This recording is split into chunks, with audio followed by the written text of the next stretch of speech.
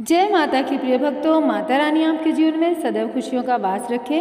आपको बता दें, आज के वीडियो में मैं आप लोगों को बताने वाली हूँ चैत्र नवरात्रि का 7वां दिन आ गया है और 7वें दिन हमें कौन सी माता की पूजा करनी चाहिए, पूजा विधि क्या रहनी चाहिए और सब कुछ तमाम जानकारी मिलने वाली है आज के वीडियो में। तो आप लोगों को क्या करना है, वीडियो को अंत तक देखना है और वीडियो को लाइक करके चैनल को सब्सक्राइब करके कमेंट बॉक्स में लिखना है जय माता की।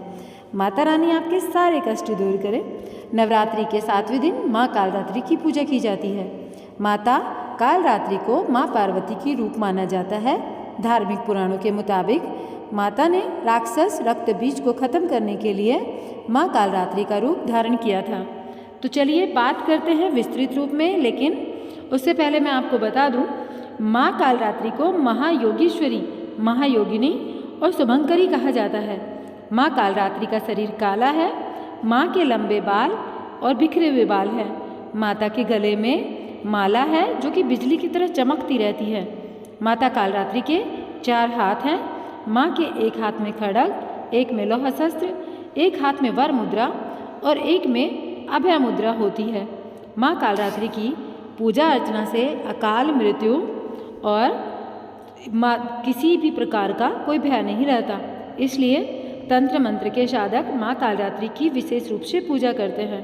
माता की विशेष पूजा रात्रि भी की जाती है, जो कि तंत्र विद्या के लोग करते हैं। चलिए आपको माँ कालरात्रि की पूजा विधि, भोग, महत्व और शुभ मुहूर्त के बारे में बताते हैं, जो कि हम गृहस्थों के लिए है। देखिए, माँ दुर्गा की इस शक्ति को कालरात्रि कहा जाता है। माता दुर्गा की इस शक्ति की पूजा करने से हमें आरोग्य की प्राप्ति होती है और नेगेटिव शक्तियों से हमें छुटकारा मिलता है। माता अपने भक्तों को आशीष प्रदान करती हैं और शत्रुओं का संहार करती हैं। परिवार में सुख शांति आती है।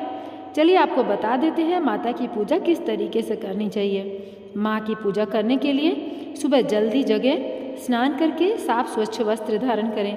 मान्यता है कि माता को लाल रंग पसंद है।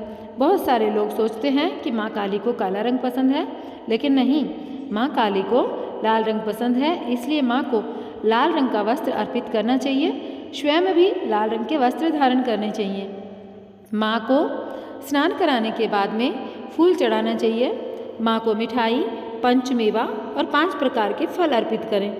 माँ कालरात्रि को रोली कुमकुम लगाना चाहिए।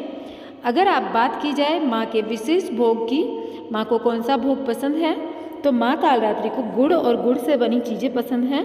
इसलिए नवरात्रि के 7वें दिन गुड़ से बनी चीज़ों का भोग लगाएं और फिर माता को प्रसन्न करें। इससे भक्तों की सभी मनोकामना पूर्ण होती हैं। माँ कालरात्रि की पूजा से सभी कष्ट दूर होते हैं। माता का ये रूप दुष्टों और शत्रुओं का संहार करने वाला है। माता की पूजा से नेगेटिव शक्तियों का नाश हो जाता है।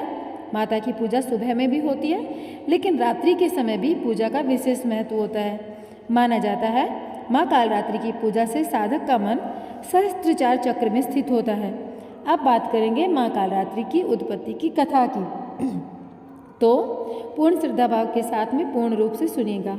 देखिए, तीनों लोकों में राक्षस शुंभ और निशुंभ और रक्त बीज ने हाहाकार मचा रखा था। सभी देवता चिंतित थे। सभी देवी देवता मिलकर भगवान शंकर के पास गए और रक्षा की प्रार्थना की। तब महादेव ने माँ पार्वती से असुरों का अंत करके अपने भक्तों की रक्षा करने को कहा। इसके बाद माता पार्वती ने माता दुर्गा का रूप धारण किया और शुंभ निशुंभ का वध कर दिया। माता के सामने असली चुनौती राक्षस रक्त बीज ने पेश की।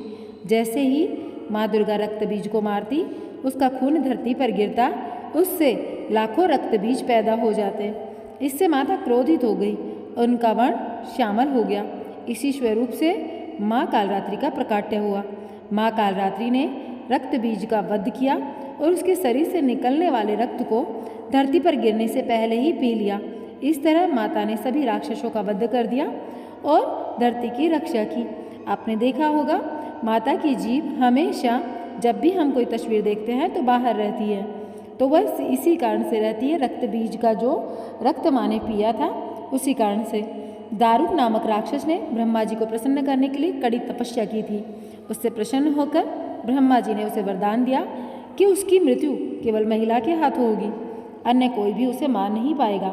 वो राक्षस ब्रह्मा जी के वरदान का गलत फायदा उठाने लगा और उसने सारे ब्राह्मणों, संतों और देवताओं का जीना मुश्किल कर दिया। उसने अपनी शक्ति से सारे अनुष्ठान बंद करवा दिए और स्वर्ग पर अपना राज जमाकर बैठ गया। सारे देवता उससे लड़ने गए पर निराश होकर वापस लौटना पड़ा। तब ब्रह्मा जी ने बताया कि ये राक्षस सिर्फ स्त्री के हाथों ही मारा जाएगा। सारे देवता मिलकर भगवान शिव के पास मदद की गुहार लगाने पहुँचे। दारुक राक्षस के आतंक के बारे में बताया। तब इस समाधान के लिए भोलेनाथ ने जगत जननी माँ पार्वती की तरफ देखा और कहा, हे कल्याणी, जगत के हित के लिए उस दारुक दैत्य के लिए मैं तुमसे प्रार्थना करता हूँ। इतना सुनकर माता पार्वती मुस्कुराई और अपना एक अंश भगवान भोलेनाथ में प्रवेश करा दिया। माँ भगवती का वो अंश भगवान शिव के गले से अवतरित हुआ और भोलेनाथ ने तभी अपना तीसरा नेत्र खोला और उनके नेत्र के द्वार से माँ ने भयंकर काली का विकराल रूप धारण कर लिया। उनके इस रूप को देखकर देवता व राक्षस वहाँ से भागने लगे। उनका रूप इतना भयंकर था कि कोई भी उनके सामने टिक न पाया। माँ काली के सिर्फ हुंकार से ही सारे दैत्यों का नाश हो गया।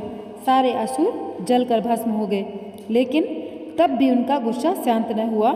उनके क्रोध की अग्नि से सारे लोग जलने लगे। देवताओं ने पुनः भोलेनाथ से मदद मांगी। तब महादेव ने माँ काली के गुस्से को शांत करने के लिए एक बालक का रूप धारण किया। उनके इस रूप को बटुक भैरव भी कहा जाता है। उस बालक के रूप में भोलेनाथ जोर जोर से रोने लगे। उनके रोने की आवाज़ माँ काली के कानों में पड़ी और माता ने उस प्यारे से बालक को अपने गले से लगा लिया। और फिर बस उसी के बाद में माँ फिर से अपने सौम्य रूप में आ गई।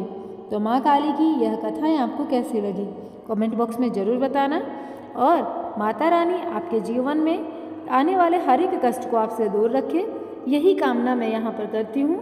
और हाँ, हमारे चैनल पर अपने चैत्र नवरात्रि से रिलेट करते हुए जितने भी वीडियो हैं वह आते रहते हैं, तो आप लोग उन्हें देखने के लिए चैनल को सब्सक्राइब कर लें और वीडियो को लाइक कर दें। जय माता की।